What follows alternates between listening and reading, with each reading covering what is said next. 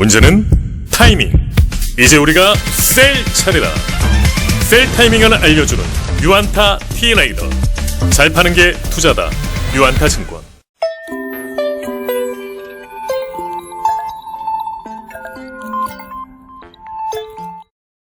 안녕하십니까. 유안타증권에서 철강업종을 담당하고 있는 이현수입니다. 금일은 철강업종 중에서 대표주라고 할 수 있는 포스코에 대해서 말씀을 드리겠습니다. 2021년 연간 영업이익에 대한 전망과 2021년 1분기 실적에 대해서 좀 말씀을 드리겠습니다. 더불어서 최근에 변화하고 있는 중국 철강 업황이 포스코에 어떤 영향을 미치는지 함께 살펴보도록 하겠습니다. 자세한 내용은 자료로 말씀드리겠습니다. 우선 2021년 1분기 영업이익 전망에 대해서 말씀드리겠습니다. 2021년 1분기 본사 기준 별도 영업이익은 약 1조 원에 가까운 9,900억 원, 연결 영업이익은 1조 4천억 원 수준으로 추정이 되고 있습니다. 연간 실적은 어떤 모습을 나타낼지에 대해서 한번 짚어보도록 하겠습니다. 2021년 저희 유안타증권이 추정하는 포스코의 연결 영업이익은 기존 추정치가 약 4.7조였습니다. 근데 이번 보고서를 통해서 6.4조로 약 35% 정도 이제 상향 조정을 합니다. 3월 22일 기준 포스코의 2021년 연결 영업이익 컨센서스는 약 4.5조 원이며 2018년도 과거 2018년도의 포스코 연결 영업이익은 당시에 약 5.5조 원이었습니다. 그래서 제가 이번에 상향한 추정치인 6.4조라고 하는 숫자는 컨센서스 대비로도 좀 높은 숫자이며 2018년도에 보여줬던 5.5조 원 대비해서도 좀 높은 숫자가 좀 기대가 되고 있다라고 이제 말씀을 드릴 수 있을 것 같습니다. 6조 원이라는 숫자가 좀 과해 보일 수 있습니다. 컨센서스가 아직 4조 중반에 머물기 때문에 그런데요. 그런데 지금 현 시점에서 중국 철강 업황이라던가 한국 철강 업황을 좀 고려했을 때는 6조 원이라는 숫자가 달성 가능한 수치라고 좀 판단을 하고 있습니다. 3월 현재 중국 내수 열연 스프레드라고 하면은 이제 제품 가격과 철강석, 석탄 같은 이제 원재료 가격 간의 차이를 저희가 스프레드라고 하는데요. 3월 현재 요 스프레드가 2018년 상반기 수준에 미치지 못하고 있습니다. 표는 이제 자료 하단에 나와 있는데요. 나중에 이제 참고를 하시면 될 것 같습니다. 그래서 지금 2021년 3월 현재 스프레드는 이제 18년 상반기보다 이제 좀 낮다라고 말씀을 드렸습니다. 18년도 실적이 최근 몇 년 내에 이제 되게 높은 해 중에 하나였는데요. 당시가 이제 5.5조라고 제가 말씀을 드렸습니다. 스프레드 자체가 2020년 하반기부터 계속 이렇게 올라오는 모습이었습니다. 등락은 분명히 있었습니다만은 2020년 하반기부터 이렇게 올라오면서 지금 이제 3월까지 이렇게 개선이 되고 있었습니다. 그럼에도 불구하고 이제 2018년 상반기 이제 좋았던 지난 한 5년, 6년 동안 놓고 봤을 때 가장 좋았던 2018년 상반기 수준까지 회복을 못한 이유는 제품 가격도 이렇게 올랐습니다만은 이 철강석과 석탄, 원재료 가격도 이제 빠르게 같이 올라가면서 스프레드가 당시 수준까지는 회복을 못했습니다. 근데 이제 말씀드린 요 이제 스프레드는 중국 쪽 스프레드입니다. 중국 쪽 스프레드인데 포스코의 스프레드는 2021년 연간 전체로 놓고 봤을 때 18년 상반기 수준을 상회할 것으로 추정이 됩니다. 저희가 이제 포스코의 실적을 이제 추정을 할 때 전반적으로 가장 많이 참고하는 게 중국 쪽 시향입니다. 그래서 중국의 내수 상황, 제품 가격이라던가 원재료 가격, 그리고 둘 간의 이제 스프레드를 가지고 한 3개월 정도 후행시켜서 이제 포스코의 실적을 추정하는데 앞서서 중국은 아직 3월 스프레드가 2018년 상반기 수준에 못 미친다. 근데 포스코는 왜 넘는다고 하느냐라고 이제 이렇게 질문하실 수 있습니다. 그 이유에 대해서 좀 말씀을 드리면 작년 4분기 이후 이제 중국 고로업체, 포스코 고로업체죠. 중국 고로업체와 포스코 간에 중요한 차이가 좀 발생을 했습니다. 철강석 같은 경우에는 이제 구매 가격에 큰 변화가 없었던 것 같습니다. 포스코나 중국 고로업체나. 그런데 다른 한 가지 원재료인 이 원료탄, 석탄 중에 하나인데 원료탄은 이제 철강업체들이 사용하는 석탄이라고 보시면 될 것 같습니다. 이 원료탄 구매 가격에 대한 괴리가 상당히 크게 많이 벌어졌습니다. 그래서 작년 4분기 이후에 중국의 원료탄 수입 가격은 매우 빠른 속도로 이렇게 상승을 했습니다만은 포스코가 주로 구매하는 호주산 수출 원료탄 가격 같은 경우에는 대략적으로 뭐 한 이런 움직임을 이제 보였다라고 보시면 됩니다. 요것도 이제 하단에 표가 있으니까 참고하시면 될 것 같습니다. 이런 원재료 가격 차이에 따른 이유 때문에 포스코의 실적이 중국 고로업체보다 조금 더 유리한 상황을 맞이하고 있다 말씀을 드릴 수 있을 것 같습니다. 최근에 포스코 주가가 좀 등락을 좀 보였습니다. 한 2월 중순부터 한 3월 초순, 이때까지 이제 좀 올라가다가 또 3월 들어서 조정을 받고 이제 그런 모습을 나타내는데요. 가장 큰 이유 중에 하나가 이 원재료 가격 하락입니다. 원재료 가격 중에서도 이제 철강석 가격이 이제 떨어지면서, 주가도 이제 조정을 받았는데요.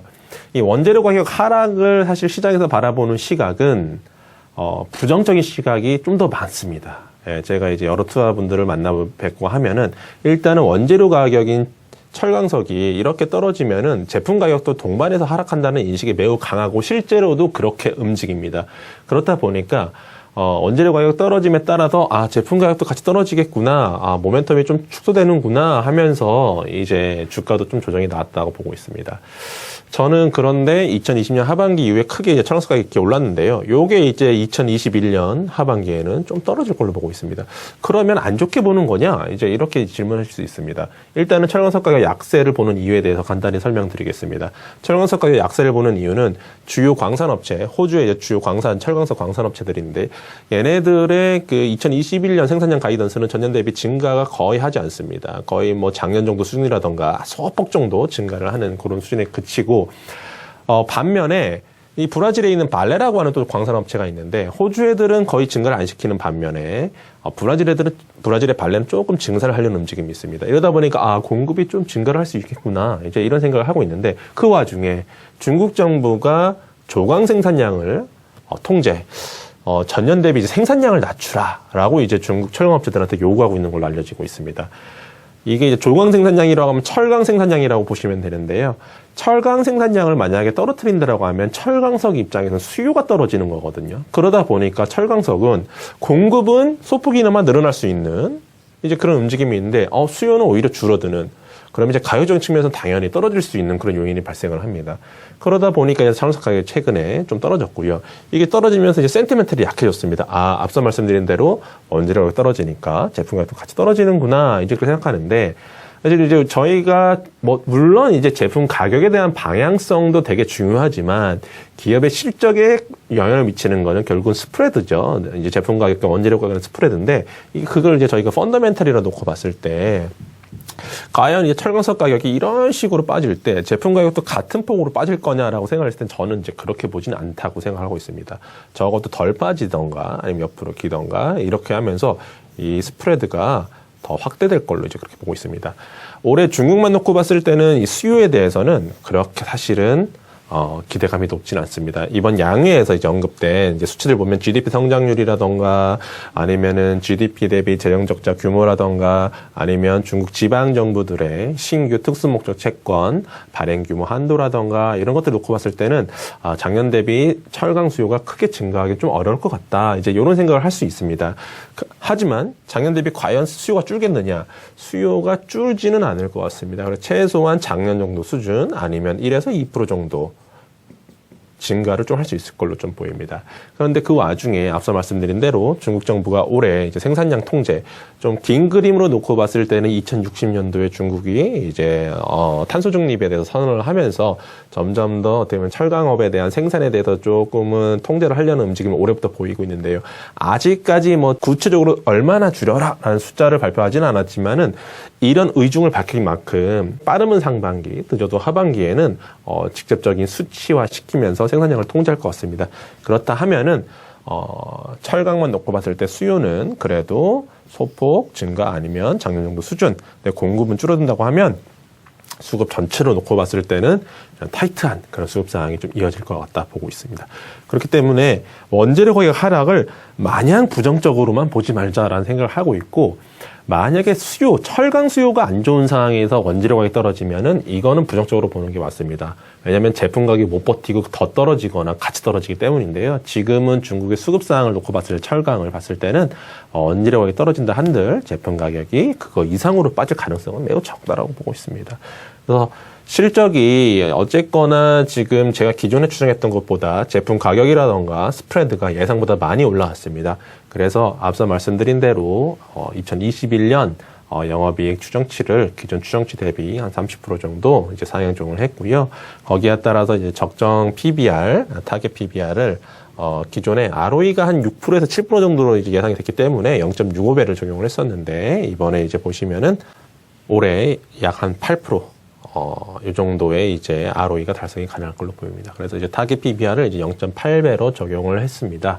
그래서 목표 주가를 기존에 39만 원에서 47만 원으로 약 21% 정도 상향 조정했다라고 말씀을 드릴 수 있을 것 같습니다. 네, 오늘은 철강업종 중에 대표주인 포스코에 대해서 말씀을 드렸습니다. 그래서 2021년 실적 흐름 자체에 대해서 이제 좀 말씀을 드렸는데요. 하반기에 대해서는 아직까지 좀 불확실성들이 좀 있기 때문에 좀 더 지켜봐야 될 것으로 보이긴 합니다만은 현재 이제 지켜보고 있는 중국의 철강 상황이라던가 국내 철강 수급상을 놓고 봤을 때는 상반기, 1분기, 2분기 견조한 실적 흐름이 예상됩니다. 거기다가 이제 하반기에는 만약에 중국 정부가 철강 생산량 통제에 직접적으로 나선다고 하면은 그것 또한 좀 모멘텀이 될 수 있지 않을까 판단을 하고 있습니다. 이상입니다. 문제는 타이밍. 이제 우리가 셀 차례다. 유안타 T레이더.